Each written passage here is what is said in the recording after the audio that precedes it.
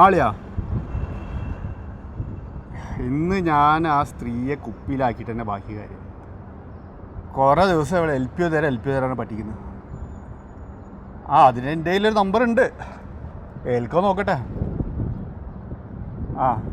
ശരി ഓക്കെ ശരി.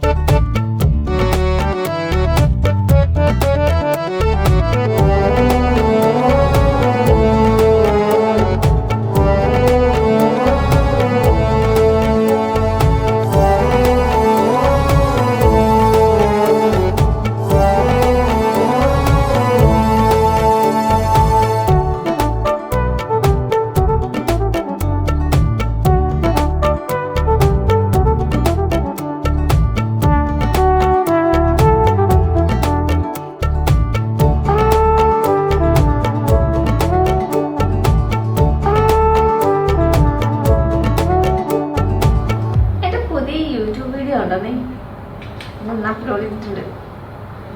സംഭവം വ്യൂ നല്ലോണം പോയിട്ടുണ്ട്. അതൊക്കെ സെലിബ്രിറ്റീസ് അല്ലേ, അവർക്കൊക്കെ വെറുതെ നിന്നാൽ തന്നെ ഇഷ്ടം പോലെ ലൈക്കാം. നമ്മൾ എന്തെന്നെ കാണിച്ചിട്ട് ഒരു കാര്യമില്ല. ഇപ്രാവശ്യത്തെ വീഡിയോ അങ്ങനെയല്ല, പൊളിച്ചിട്ടുണ്ട്. ഞാൻ എന്നെ തന്നെ വീഴ്ത്തി പറയില്ല. കണ്ടിട്ട് അതിൻ്റെ കമൻറ്റ് ഇട്ടോ കേട്ടോ. ലൈക്ക് ചെയ്യാൻ മറക്കരുത്, കമൻറ്റ്സ് ചെയ്യും. നിങ്ങൾക്ക് 1-2 ഫോണൊക്കെ ഉള്ളല്ലേ, അതിൻ്റെ കുറേ കമൻറ്റ്സാണ് വിട്ടേക്ക്. ഓക്കെ, അപ്പം ശരി, ഞാൻ വിളിക്കാം. ഓക്കെ. മാഡം എൻ്റെ ഹെൽപ്പ് എന്ത്? C mister Anu, last time നിങ്ങൾ സപ്ലൈ ചെയ്ത പ്രോഡക്റ്റിന് ഒരുപാട് ഡിഫക്ട്സ് നിങ്ങളുടെ സൈറ്റിൽ ചെയ്യാൻ പറഞ്ഞു. സോ ഫർദർ സ്റ്റഡീസ് നടത്താതെ എന്തായാലും എനിക്ക് പുതിയ ഹെൽപ്പ് ഇഷ്യൂ ചെയ്യാൻ പറ്റില്ല. I am sorry.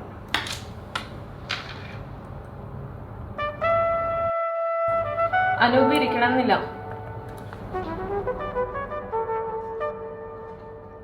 മാഡം സിനിമയിൽ അഭിനയിച്ചിട്ടുണ്ടോ? എന്താ അങ്ങനെ ചോദിക്കാൻ കാരണം? നല്ല മുഖപരിചയം. ഞാനൊരു ക്ലാസിക്കൽ ഡാൻസർ ആണ്. അത് ശരി. ഞാൻ ഭരതനാട്യം കുച്ചിപ്പുടിയൊക്കെ ചെയ്യും. ചെയ്യൂല്ലേ? പിന്നെ ഇവിടെ യുഎയിൽ ഞാൻ ഒരുപാട് പ്രോഗ്രാംസ് ചെയ്തിട്ടുണ്ട്. തന്നെ? നാട്ടിലാവുമ്പോ സ്റ്റേറ്റ് യൂത്ത് ഫെസ്റ്റിവലൊക്കെ ഞാൻ പാർട്ടിസിപ്പേറ്റ് ചെയ്തിട്ടുണ്ട്. ചിലപ്പോ അങ്ങനെയാണ്. അതാണ് ഞാൻ എവിടെ മാറ്റ് കണ്ട മാതിരി. അല്ലെങ്കിൽ ചിലപ്പോ പുതിയ യൂട്യൂബ് ചാനൽ അതന്നെ, അതാണ് അവിടെ ഞാൻ കണ്ടത്. ഞാൻ ലൈക്ക് അടിച്ചിട്ടുണ്ട് കേട്ടോ മാഡത്തിന്റെ വീഡിയോക്ക്. അതെ, സബ്സ്ക്രൈബ് ചെയ്തിട്ടുണ്ട്. നല്ല നന്നായിട്ടുണ്ട്, നല്ല രസം. പുതിയ അപ്ലോഡ് ഒന്നുമില്ല, വരുന്നുണ്ട്. കമ്മിങ് വീഡിയോസ് വരുന്നുണ്ട്. 1-2 സൂപ്പർ ഹിറ്റ്സ് ആവാനുള്ള സാധ്യതയുള്ള വീഡിയോസ് ആണ്. കണ്ടോളൂ കേട്ടോ. ഫ്രണ്ട്സിനൊക്കെ ഷെയർ ചെയ്ത് കൊടുക്കും വേണം. മാഡം ഇതിനു മുമ്പ് മോഡൽ ചെയ്തിട്ടുണ്ടോ? മോഡലിംഗ് ഇല്ല ആക്ച്വലി, പക്ഷെ ഞാൻ സിനിമയിൽ ട്രൈ ചെയ്തിരുന്നു. പിന്നെ കല്യാണം കഴിഞ്ഞ് ഇങ്ങോട്ടേക്ക് പോകുന്നപ്പോൾ പിന്നെ അതൊന്നും നടന്നില്ല. എനിക്കൊരു കാര്യം മനസ്സിലായി, മാഡത്തിൻ്റെ ഉള്ളിൽ ഒരു ആക്ട്രസ് ഒളിഞ്ഞെടുപ്പുണ്ട്. മാഡത്തിന് താല്പര്യമുണ്ടെങ്കിൽ ഞാൻ ഒരു കാര്യം പറയാം. ഞാനും എൻ്റെ 2 ഫ്രണ്ട്സും, ഒരാൾ സ്ക്രിപ്റ്റ് റൈറ്ററാണ്, ഒരാൾ ഡയറക്ടറാണ്. ഞാൻ അതിലൊരു ചെറിയ വേഷം ചെയ്യുന്നുണ്ട്. അപ്പോൾ അതിൽ നമ്മളൊരു ഹീറോയിനെയാണ് നോക്കുന്നത്. മാഡത്തിൻ്റെ ഫീച്ചേഴ്സ് അതിന് ആപ്റ്റാണ്. എനിക്ക് ആക്ച്വലി ഇൻട്രസ്റ്റ് ഉണ്ട്. ഉണ്ടല്ലേ? അനുഭവ വിചാരിക്കുകയാണെങ്കിൽ എന്നൊന്ന് റെക്കമെൻഡ് ചെയ്താൽ. പക്ഷേ അതിന് ചെറിയൊരു പ്രശ്നമുണ്ട്. പ്രൊഡ്യൂസർ സെറ്റായിട്ടുണ്ട്. അതാണ് പ്രശ്നം. എന്റെ ഹസ്ബൻഡോട് പറഞ്ഞാൽ പുഷ്പം പോലെ ഹാൻഡിൽ ചെയ്യില്ലേ. ആണോ? പിന്നല്ലാതെ. ആക്ച്വലി ഞാൻ ആക്ട്രസ് ആവുന്നത് എന്റെ ഹസ്ബൻഡിനാ ഭയങ്കര ആഗ്രഹം. അത് ഭയങ്കര സപ്പോർട്ടീവാ. ഒരു കാര്യം ചെയ്യും, അനുപല ഫ്രണ്ട്സിനെ കൊണ്ട് ഒരു ദിവസം വീട്ടിലോട്ട് വാ. ഹസ്ബൻഡ് ഞാൻ പരിചയപ്പെടുത്തി തരാം. അപ്പം നിങ്ങൾ ഇതൊന്ന് സംസാരിക്കും. തീർച്ചയായിട്ടും. മാഡം ലൊക്കേഷൻ ഒന്ന് സെൻഡ് ചെയ്തു. ഞാൻ വാട്സാപ്പിൽ ഷെയർ ചെയ്ത ലൊക്കേഷൻ. Thank you. അപ്പൊ മറക്കരുത്, എന്തായാലും ഡയറക്ടറും കുട്ടി വീട്ടിലോട്ട് വരണം. എന്തായാലും വരാം. ശരി. മാഡത്തിന്റെ എപ്പിയോ മെയിൽ അയച്ചു കഴിഞ്ഞില്ലേ? Thank you madam, thank you very much. മറക്കരുത്. തീർച്ചയായിട്ടും. ശരി, ഓക്കെ.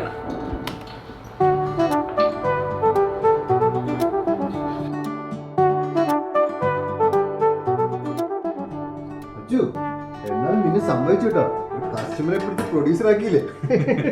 എപ്പടി നീയല്ലേ പറഞ്ഞ ഞാൻ വെറും പഞ്ചാരാന്ന്. എടാ ഇതൊക്കെ ഒരു ടെക്നിക്കാണ്. നമ്മൾ സംസാരിച്ച് പിടിച്ചു നിൽക്കാൻ പഠിക്കണം.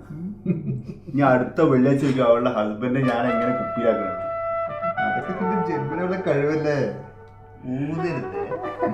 ഒരു സ്ക്രിപ്റ്റ് റൈറ്റർ, ഒരു ഡയറക്ടർ, ഒരു പ്രൊഡ്യൂസറെ പിടിക്കാൻ ഈ ആക്ടർ തന്നെ വേണം.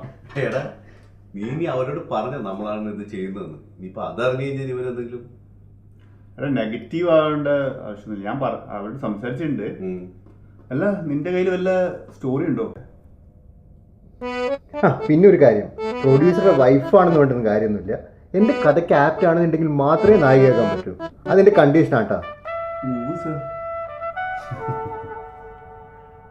പറഞ്ഞ പോലെ നീ കഥ പ്രിന്റ് ചെയ്തു.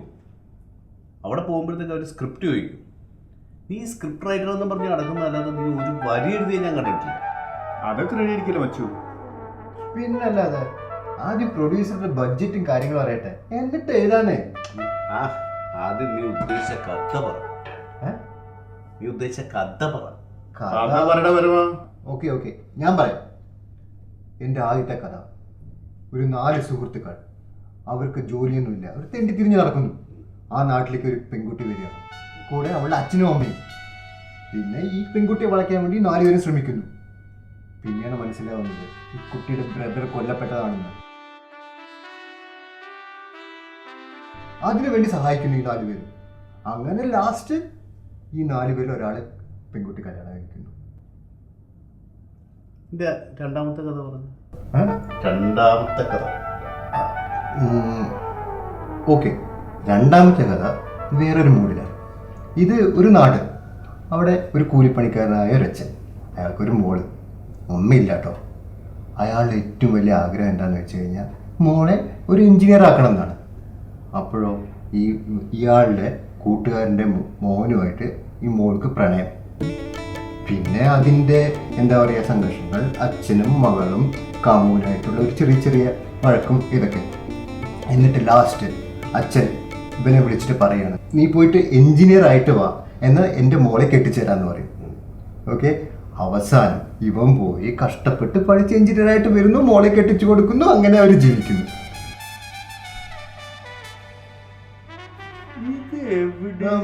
ഓക്കെ എനിക്ക് കിടക്കാൻ സമയം, എൻ്റെ കോൺസെൻട്രേഷൻ കംപ്ലീറ്റ് പോകുന്നു. ഞാനേ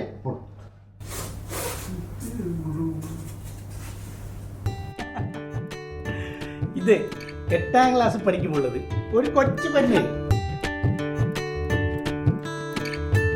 അതെ, കോളേജിലുള്ളപ്പോ.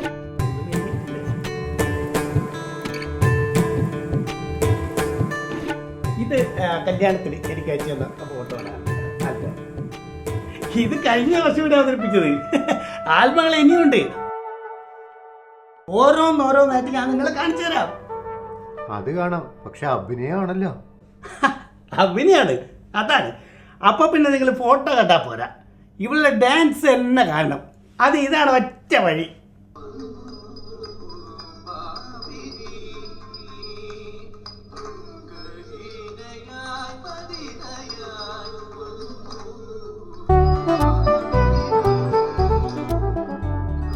പല തരത്തിലുള്ള ടൈപ്പിലുള്ള ഡാൻസും ഉണ്ട്.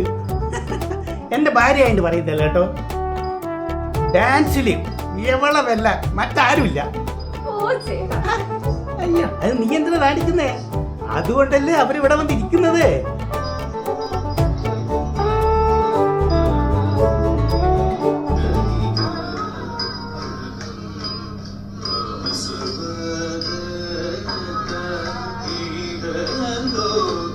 എങ്ങനെയുണ്ട്?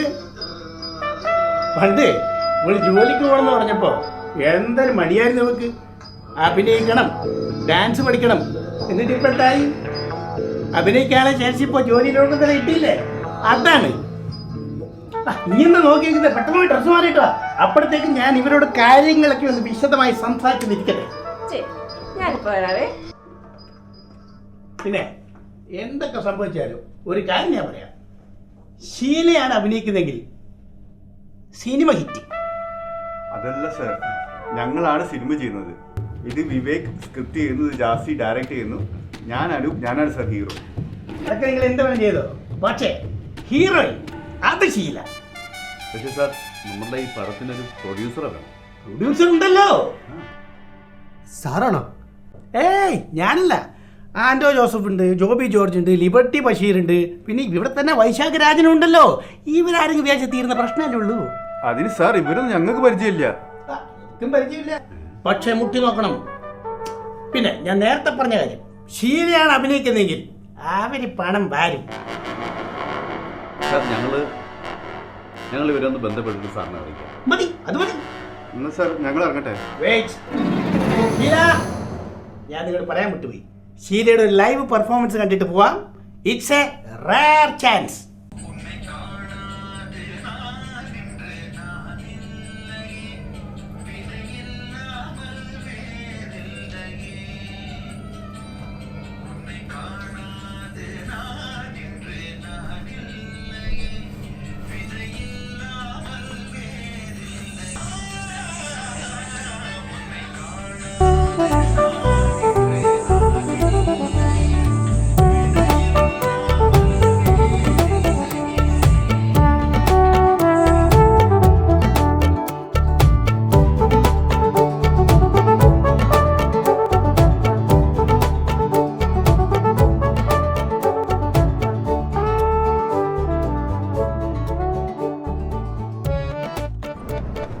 ആ സ്ത്രീയാണെങ്കിൽ ഹെൽപ്പ് ചെയ്യുന്നല്ലോ. ഇനിയിപ്പോ വേഷം ചോദിച്ചോണ്ട് നിൽക്കോ ഫുൾ ടൈം? നിനക്ക് തൃപ്തിയായല്ലോ. എന്തൊക്കെയായിരുന്നു പ്രൊഡ്യൂസർ, ആർട്ടിസ്റ്റ്, മലപ്പുറം കത്തി. അല്ലെങ്കിൽ ഇൻഹെറിയർ എന്ന് പറഞ്ഞാൽ അമരമൊക്കെ പുതിയ കഥ എന്ന് പറഞ്ഞാൽ പ്രൊഡ്യൂസർ കിട്ടുമോ? ഓഹോ, അപ്പൊ ആ സിനിമകളൊക്കെ ഇവരും കണ്ടോ? എന്താ വെച്ച്